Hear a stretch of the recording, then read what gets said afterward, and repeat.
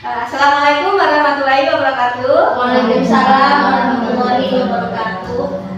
Sebelumnya saya ucapkan terima kasih atas kehadirannya ibu semua. Alhamdulillah hari ini kita masih dipertemukan di TK Dharma Pertiwi Bu ya. Dan terima kasih juga telah meluangkan waktunya untuk ikut dalam kegiatan saya mensosialisasikan kegiatan di Guru Penggerak. Tapi sebelumnya perkenalkan dulu, nama saya Ismawati, saya dari TKA Khairiyah Biningsari, kita tetanggaan Bu ya. Dan saya guru penggerak angkatan 6, masih calon, belum diresmikan menjadi guru penggerak ya. Semangat guys, semangat, semoga menular kayak ibu semua ya. Amin. Makasih mengikuti menjadi guru penggerak. Katanya sih ini sebagai jembatannya untuk melangkah ke selanjutnya, tapi semoga saja benar ya. Dan semoga saja keberuntungan berpihak di kita semua.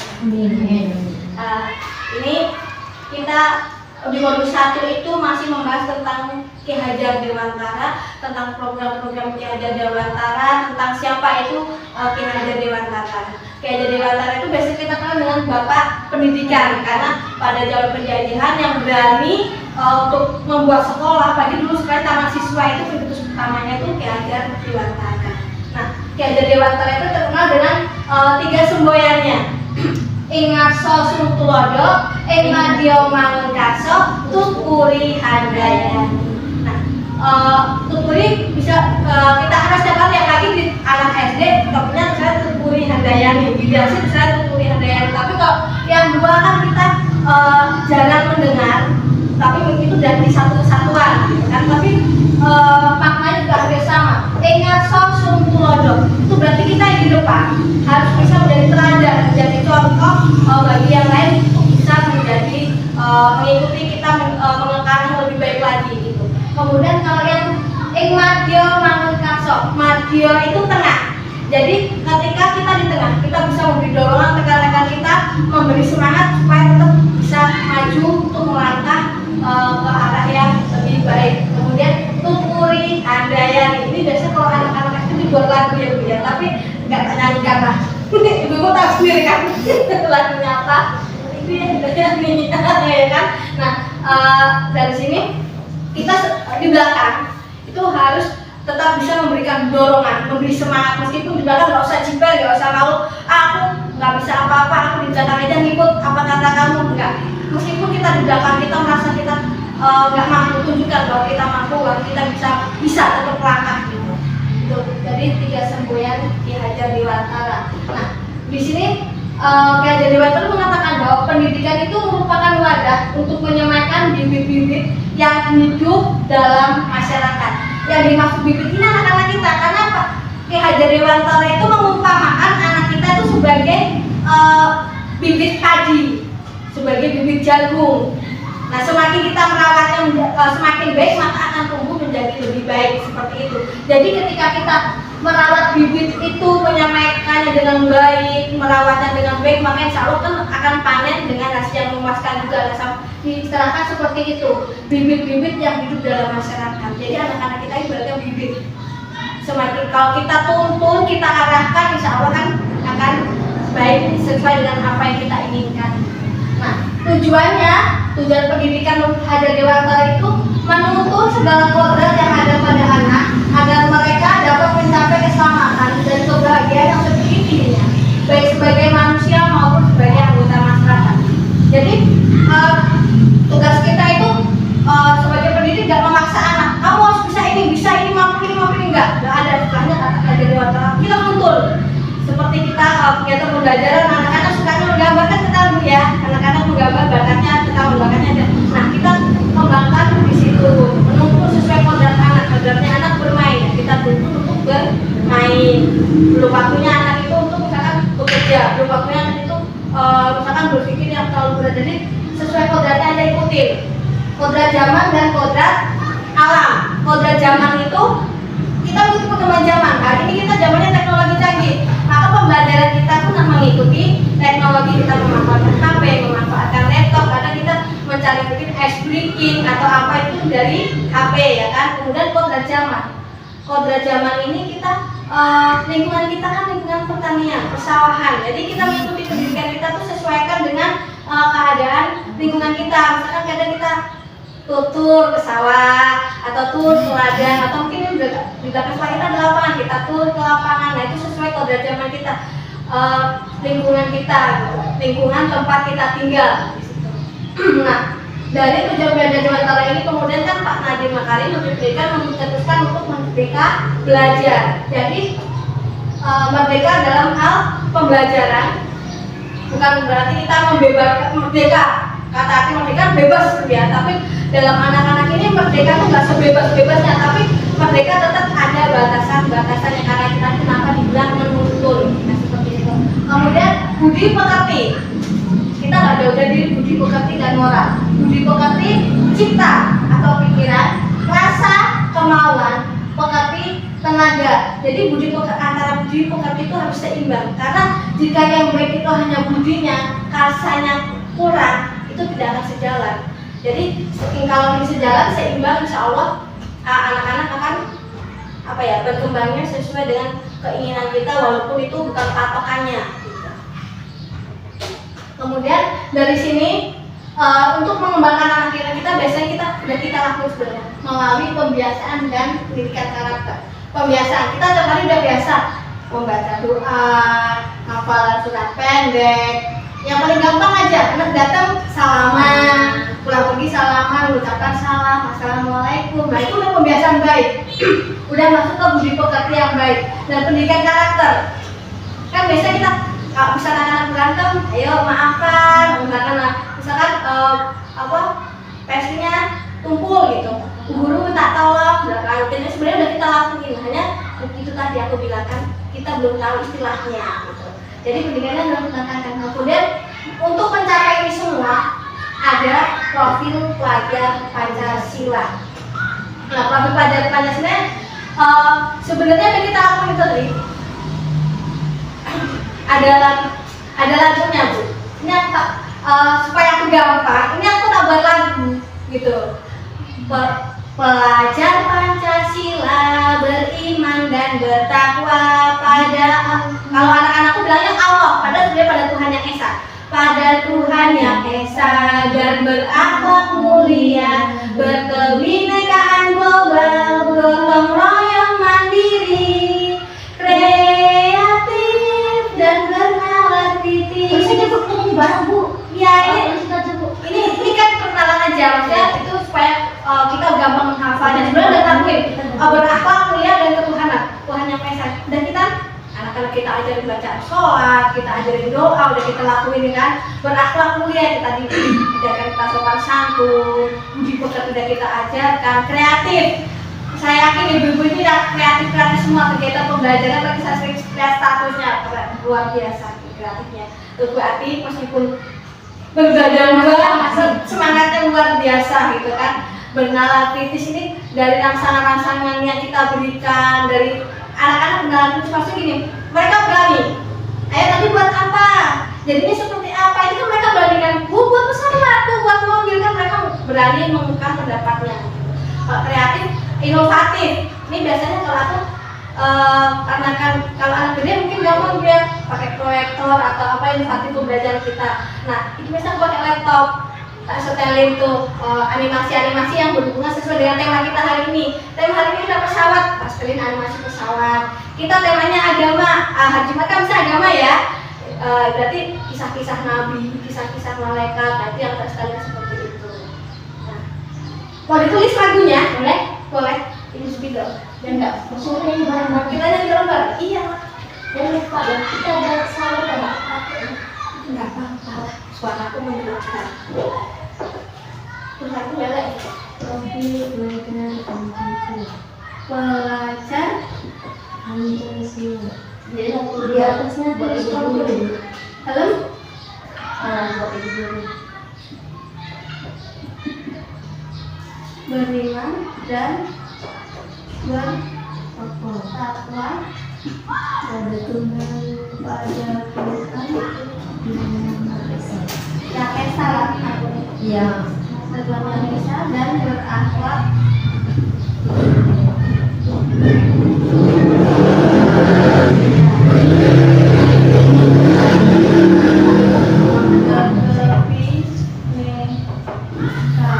gotong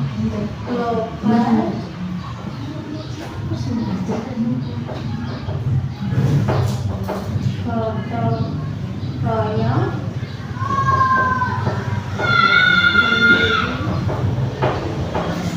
kreatif. Saya rasa ini juga udah ada di visi kita. Bener nggak beli? Ada nggak? Ada kan? Mandiri ada, biasanya bertakwa ada. Ini biasanya udah ada di misi kita. Visi. Nah, di modul 1-3 itu kita disuruh buat visi. Nah, diselaraskan dengan visi yang ada di sekolah. Biasanya udah selaras karena kan ini tetap aja ada. Nanti kalau visi kita itu kita kan berkenal profil pelajar Pancasila, jadi kadang masih ketakwaan, mandiri, kreatif seperti itu masih terpisah. Tapi sebenarnya ini sudah profil pelajar Pancasila. Lagunya tuh lagu Saya Mau Tamasya ya, dasarnya itu. Pelajar Pancasila beriman dan bertakwa pada Tuhan Yang Esa dan berakhlak mulia, berkebinekaan global, gotong royong mandiri, kreatif, bernalar kritis. Gerakannya itu tadi. Pelajar Pancasila beriman dan bertakwa pada Allah Yang Esa dan berakhlak mulia, berkebinekaan global, gotong royong mandiri, kreatif, bernalar kritis, gotong royong mandiri, kreatif, bernalar kritis. Bisa apa? Bisa apa ya? Anak-anakku hafal malahan. Kadang aku lupa, dia gini bu, gitu kan. Sekali lagi ya bu ya, biar semangat. Pelajar Pancasila beriman dan bertakwa pada Tuhan Yang Esa dan berakhlak mulia, berkebinekaan global, gotong royong mandiri,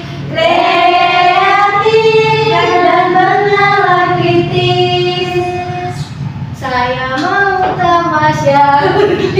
Lagunya Syahri itu lagu tamasya ya, becak. Kemudian kita lanjut di modul 1.2. Di modul 1 itu ada 4. Satu visi filosofi Ki Dewantara. 1.2 nilai dan peran guru penggerak. 1.3 itu visi kita. Dan 1.4 itu tentang budaya positif. Nanti video menyampaikan budaya positif. Sedih dulu. Ya, nilai dan peran guru penggerak. Nilai peran kita nih, berpihak pada murid, mandiri, reflektif, kolaboratif, dan inovatif. Berpihak pada murid, saya rasa ini sudah kita lakuin karena pelajaran K13 berpihak pada murid berkelompok ya, dibagi 4 kelompok biasanya seperti itu, pembelajaran kelompok. Kemudian mandiri, kita mengajar anak kita untuk mandiri, apalagi misalkan biasanya nggak mau ditinggal ibunya, saya yakin ibu ngantar anaknya cukup sampai di gerbang ya kan. Nah itu mengajarkan mandiri. Reflektif, jadi untuk refleksi untuk anaknya itu lebih menyeleksi lagi guru-gurunya itu lebih reflektif lagi untuk menerapkan kegiatan-kegiatannya. Kolaboratif, ini saya rasa di TK ini udah kolaboratif, gurunya semua berdua ya, satu kelas ya, udah berkolaborasi untuk menentukan kegiatan hari ini. Kemudian inovatif, ini udah tidak ragu lagi, pasti sangat inovatif karena saya lihat juga statusnya luar biasa kan. Jadi dari aku cuma namanya itu aja. Kemudian peran guru penggerak, ini perannya itu menjadi pemimpin pembelajaran. Jadi memang dituntut melakukan perubahan, tapi ya kita melakukan perubahan nggak kayak iklan gobrek pusing begitu minum obat langsung sembuh ya kan, tetap bertahap, ada prosesnya, nggak kayak kita home pipa langsung kembali, enggak kan, terus masih pelan-pelan gitu baru berproses. Kemudian menggerakkan komunitas praktisi. Komunitas praktisi ini kita mungkin ada tapi belum ini ya, belum berjalan dengan baik karena kan hanya itu yang biasa, apalagi yang di kecamatan ini seperti PDR, IKK, gugus saja itu masih kembang kempis ya kan, ada hal seperti itu. Kemudian menjadi coach bagi guru lain. Ini menjadi coach guru lain kita melatih, ya, mengajarkan teman-teman kita apa yang tidak bisa, apa aja seperti ini, membimbing dia sampai bisa gitu. Kemudian mendorong kolaborasi. Nah ini kerjasama, apalagi dalam pendidikan kita mesti kan ada aja masalahnya ya kan, entah dengan murid, entah apa sih ada mungkin anak yang suka nangis atau anak yang misalnya rewel di kelas, misalnya itu jadi masalah kita juga kan, jadi kita bisa menyelesaikan juga kolaborasi, bagaimana menyelesaikan seperti itu, kemudian mewujudkan kepemimpinan murid. Jadi kita ajari anak menjadi pemimpin, kita misalnya doa, hari ini siapa, besok siapa, nah, seperti itu. Ini waktu pelajaran Pancasila tadi kita udah nyanyikan, kemudian ini slogannya bergerak, tergerak, dan menggerakkan. Saya mau bergerak nih, lari-lari, nanti besok ibu ikutan tergerak, ikutan berlari-lari, kemudian menggerakkan teman-teman yang lain. Jadi seperti itu. Dari kita dulu, baru kita udah berproses, kita ajak teman kita orang lain, baru kita bergerak bersama-sama seperti itu. Nah, di slogannya, kalau bukan kita siapa lagi?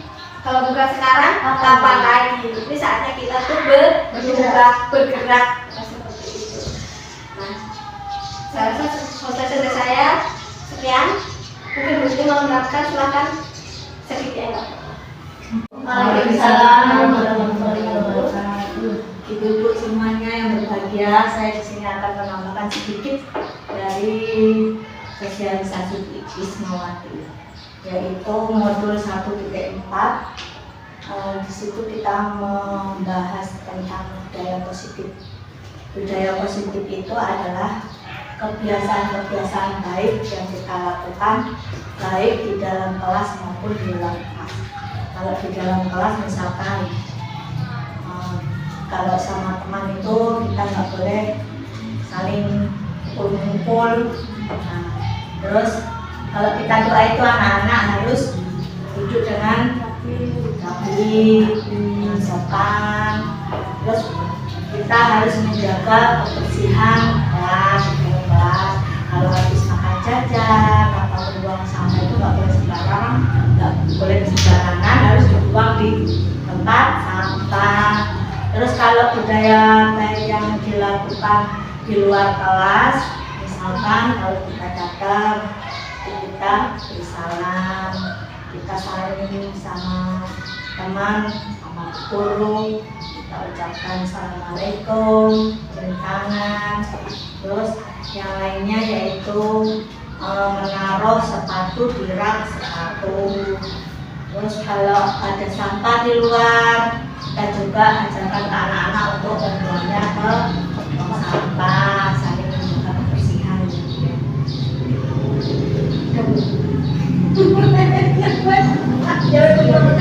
Biasanya budaya positif itu ya itu kebiasaan-kebiasaan baik ya Bu ya. Selain itu nanti Ibu bisa menciptakan budaya positif yang lainnya, apa disiplin kalau berangkat sekolah tepat waktu, terus yang lainnya apa aja lah. Demikianlah ini dapat saya sampaikan. Saya akhiri, wassalamualaikum warahmatullahi wabarakatuh.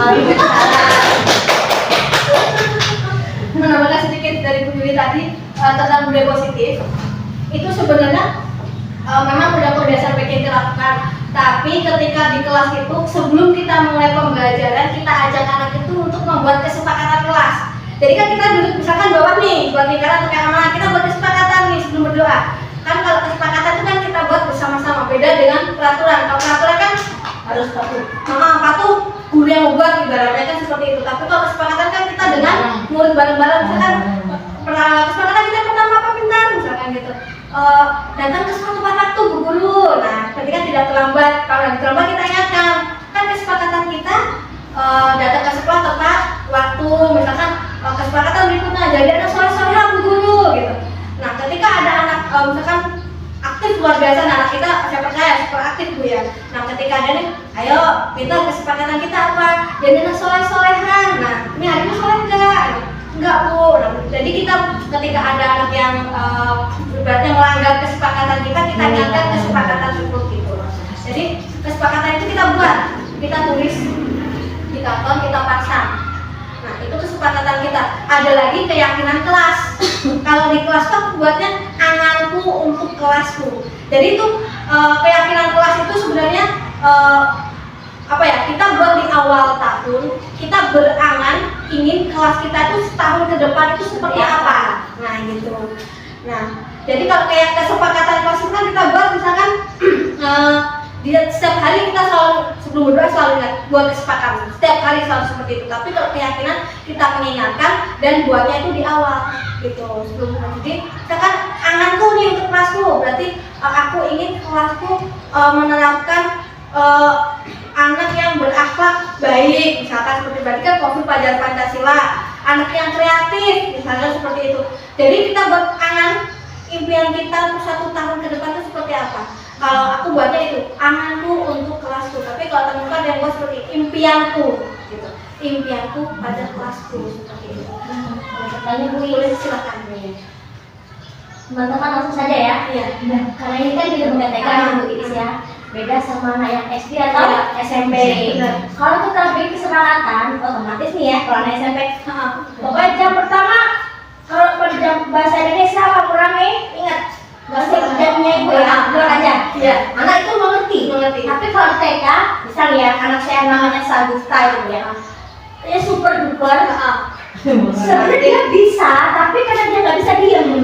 Seandainya saya bilang cepat, nah hari ini kesepakatan. Kalau waktu belajar jangan keliling-keliling ya, janji, iya Bu. Namanya anak-anak ya Bu ya. Bagaimana yang saya tanyakan, cara kita mungkin tujuannya mendisiplinkan anak. Bagaimana cara kita menghadapi anak yang super duper tadi supaya patuh dengan kesepakatan. Nah, itu memang tadi kan aku bilang memang perubahan itu tidak semudah yang kita lakukan, semudah memberikan kesempatan.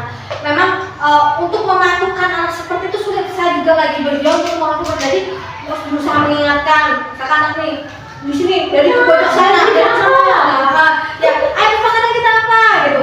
Iya Bu, ini dulu ulangi lagi. Memang seperti itu tak namanya kodrat anak. Seperti itu kembali ke kodratnya. Cuman banyak juga kemarin sama-sama Pak waktu kita satu kelas di Jul itu dia bilang, Pak, guru-guru yang lain ngeluh karena apa? Kelasku luar biasa, kayak gitu karena kita menerapkan pembelajaran merdeka seperti itu. Terus akhirnya fasilitator tuh jawab, memang Bu, di kelas kita yang menerapkan pembelajaran seperti ini memang berbeda dengan kelas yang tidak menerapkan seperti kita. Ibaratnya itu tadi, memang anak kadang luar biasa malah jadi seperti itu kata fasilnya.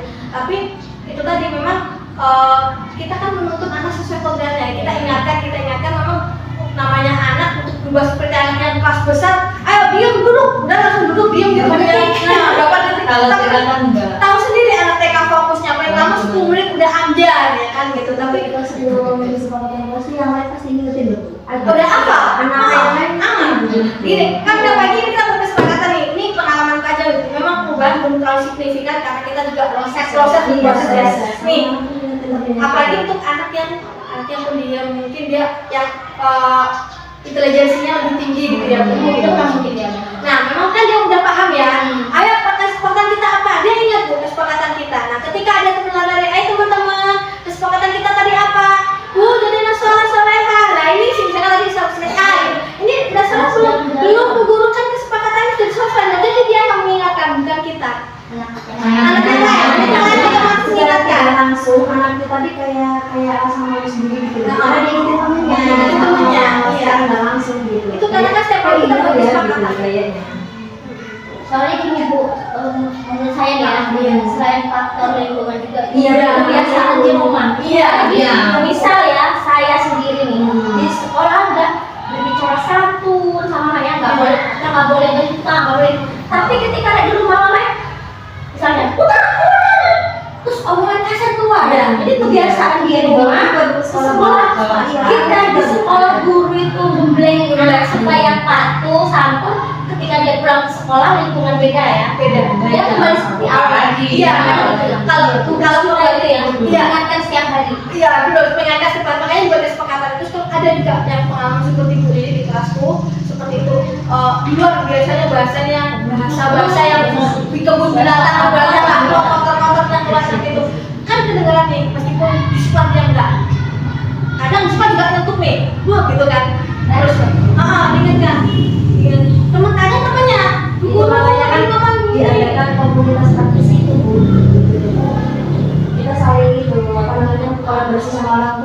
sebenarnya harusnya. Ya, kita tarik. Praktisi itu tadi Bu ya, ini gunanya Bu. Harus sama juga pada Harus jalan. Makanya itu kan kemarin. Iya, Bu. Iya, memang iya.